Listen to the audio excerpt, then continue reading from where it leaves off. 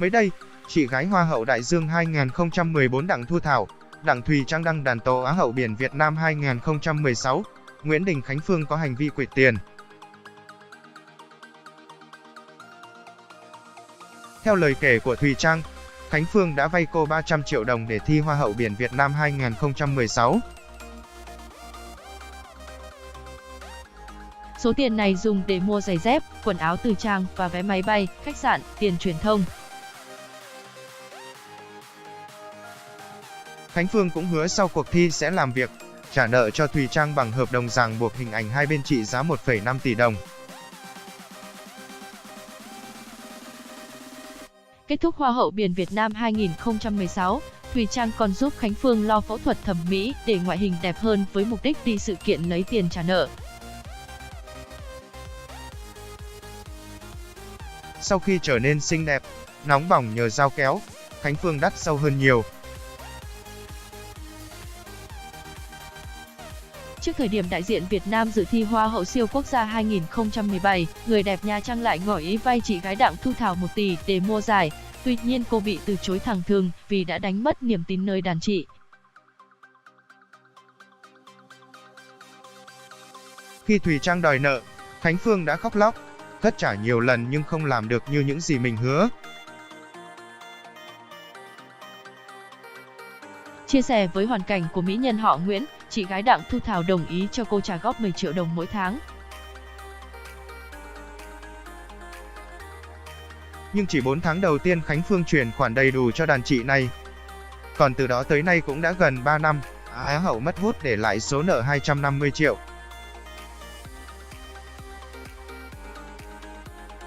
Không thể chấp nhận được thái độ của Khánh Phương, chị gái Đặng Thu Thảo quyết định đăng đàn để làm rõ tất cả.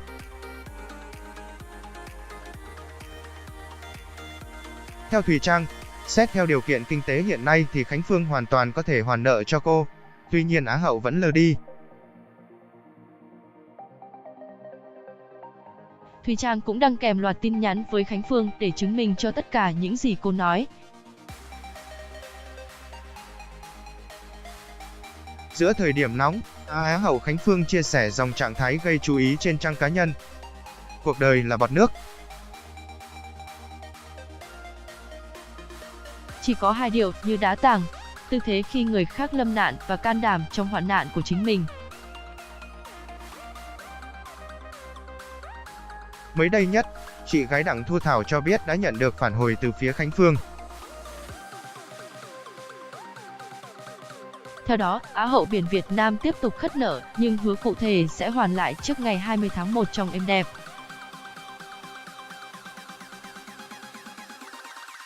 Cô cũng xin đàn chị gỡ những thông tin trên mạng xã hội đang gây bất lợi cho mình. Khánh Phương nói với Trang là sẽ giải quyết mọi việc trong sự vui vẻ trước ngày 20 tháng 1. Trang tiếp tục chờ và hy vọng cô ấy giữ cho Trang niềm tin cuối. Trang cảm ơn mọi người đã quan tâm.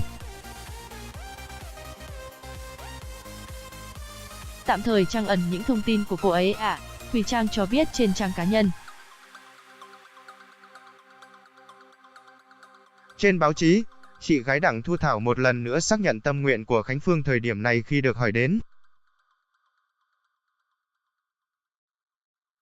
Nguyên văn nội dung tố Á hậu Khánh Phương quỵt nợ trước đó của Đặng Thùy Trang.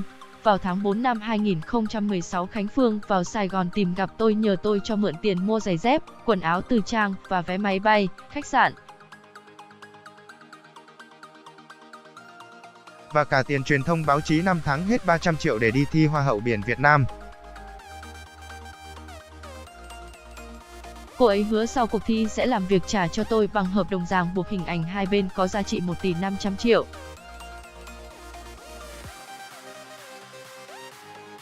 Sau cuộc thi, Khánh Phương nói không tự tin vào ngoại hình của mình nên nhờ tôi nói chuyện với bác sĩ Chiêm Quốc Thái để cắt mí, nâng mũi, nâng ngực và làm tan mỡ bụng. Có như vậy Khánh Phương mới tự tin đi sự kiện hoặc làm quảng cáo để có cát xe trả nợ cho tôi.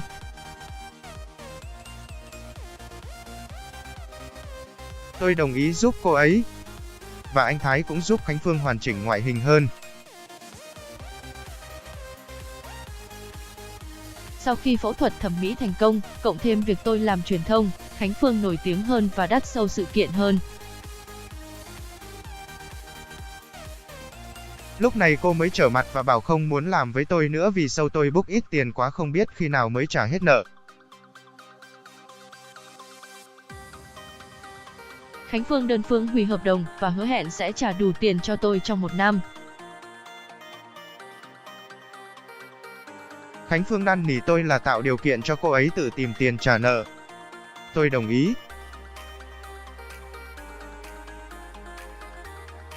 Sau 1 năm trước khi cô ấy đi thi Hoa hậu siêu quốc gia 2017 và mua cái giải vote như lời cô ấy nói.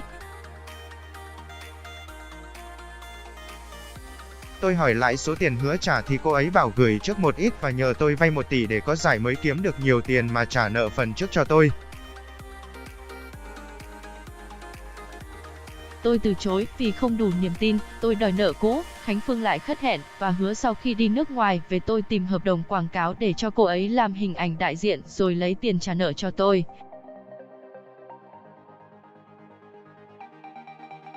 Khánh Phương nói cô ấy hứa sẽ trả sau khi về và tôi phải tin cô ấy.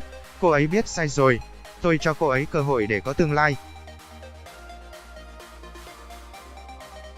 Tôi tiếp tục đồng ý. Tuy nhiên sau cuộc thi về Khánh Phương lật mặt không làm hình ảnh và không làm với những hợp đồng quảng cáo tôi đem về. Khánh Phương lại khóc lóc năn nỉ tôi trả tiền theo từng tháng. Mỗi tháng trả góp cho tôi 10 triệu.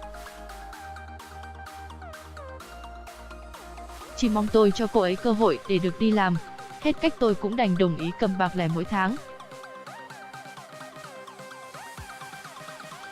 Nhưng được đúng 4 tháng chuyển khoản. Trả thêm được 50 triệu tức là còn 250 triệu thì không trả tôi nữa. Tới bây giờ là được 2 năm rưỡi.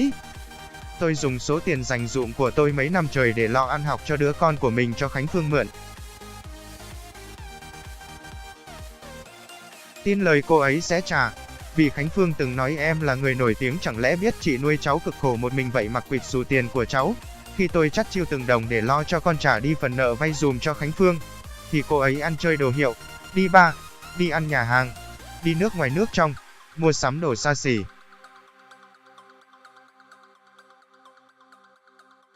Vậy mà mỗi lần tôi hỏi tiền cô ấy nói cô ấy khổ không có tiền. Các bạn nhìn hình ảnh xem Khánh Phương có khổ không? Khánh Phương mặc đồ của các nhà thiết kế nổi tiếng. Cô ấy nói là các nhà thiết kế năn nỉ cô ấy mặc miễn phí để lấy hình ảnh, trong khi các hoa hậu người đẹp khác phải trả gần chục triệu. Khánh Phương kêu khổ không có tiền trả tôi mà ngày nào cũng chuyển khoản cho make up 3 triệu để sắm cái mặt giả tạo xuất hiện trên tất cả các sự kiện trên khắp mọi miền đất nước. Mỗi ngày Khánh Phương xuất hiện đều và giày trên các sự kiện. Tôi làm trong nghề tôi biết ít nhiều cũng có cát xe hơn chục triệu. Vậy mà cô ấy bảo là đi sự kiện không ai trả tiền, tự đi miễn phí để lấy hình ảnh. Tôi hỏi cô ấy lấy hình ảnh để làm gì, khi đi event không có tiền thì tiền đâu để đi nhà hàng, đi du lịch, sắm quần áo, đi chụp hình. Mấy người làm miễn phí cho Khánh Phương có phải vô công dối nghề quá mà làm dùm hoài.